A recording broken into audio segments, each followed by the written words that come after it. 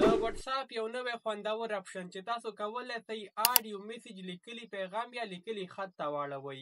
که چیرې تاسو ته یو شخص په انګلیسي، اردو یا هم پر کوم بل زبان کې آډیو میسج کوي او تاسو ته دغه زبان نه وي، تاسو نسئ کولی چې خپل ځان ورباندې وپوهوئ.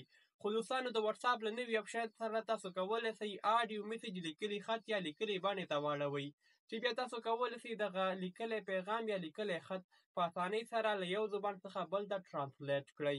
دا چې څرنګه کولی شو له دغه اپشن څخه استفاده وکړو، په نن ویډیو کې ټوله طریقه درته درښایم. له همدې ټاپک څخه وړاندې تاسو دې ویډیو ته لایک ورکړئ او که په چینل کې راسره نوي یاستئ، زموږ چینل سبسکرایب کړئ تر څو زموږ نوي هره راتلونکې ویډیو ته تاسې در ورسیږي.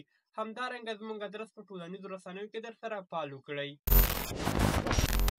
ښه نو ګرانو دوستانو، تاسو به راشئ پر خپل موبایل کې د واتساپ اپلیکیشن راخلاص کړئ، بره په 3 لینونو باندې ورته یو کلیک واخلئ، لاندې د سیټینګ برخې ته راسئ. په دې ځای کې دوستانو موږ تاسو سره یو اپشن د چټس په نوم راباسئ، همدا به کلیک کوئ. بل اپشن د موږ تاسو سره وایس میسج ټرانسکریپټ، همدغه اپشن به تاسو پر خپل واتساپ کې آن کړئ. په دې ځای کې تاسو ته وایي چې دغه ژبه تاسو کوم یو انتخابوئ. 3 ژبې دي، تاسو په دې ځای کې دوستانو انګلیسي انتخاب کړئ. د انتخابولو وروسته په سی ټاپ نو باندې کلیک واخلئ. انګلیسي په دې معنی کې چې تاسو یو شخص په اردو کې میسج کوي یا هم په عربي ژبه کې میسج کوي، دغه لیکلی آډیو میسج به انګلیسي ته ژباړل کیږي. بیا کولی شئ دغه آډیو د ګوګل له لارې په اسانۍ سره ټرانسلیټ کړئ. د چټ جي پي ټي د لارې هم کولی شئ بیا دغه لیکلی خط وژباړئ بل زبان ته. ګورئ دوستانو، په سیټ نو باندې کلیک ورته اخلو. لاندې دوستانو له دې څخه وروسته راځو میسجو برخو ته. په لومړي ځل دا یو څه ډاونلوډینګ اخلي. د مثال په ډول 146 MB زما د انټرنیټ مصرف که چیرې تاسو میسج زیاتې کړي وي، همغومره به ستاسو مصرف زیات وي په لومړي ځل کله چې تاسو دا سیټ اپ کوئ.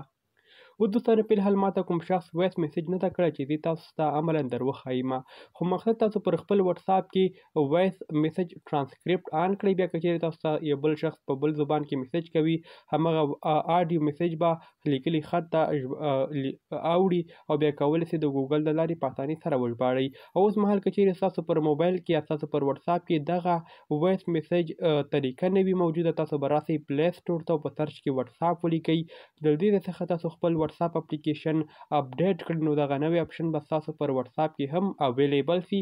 بیا کولی شئ له دغه طریقې څخه استفاده وکړئ.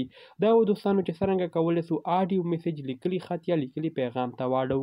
که ویډیو معلوماتي او ستاسو د خوښې وړ ګرځېدلي وي، همدې ویډیو ته یو لایک ورکړئ او که په چینل کې راسره نوي یاستئ، چینل سبسکرایب او آی ډي درسره فالو کړئ تر څو زموږ راتلونکي کنټینټ یا راتلونکي ویډیو در تاسې خامخا در ورسیږي.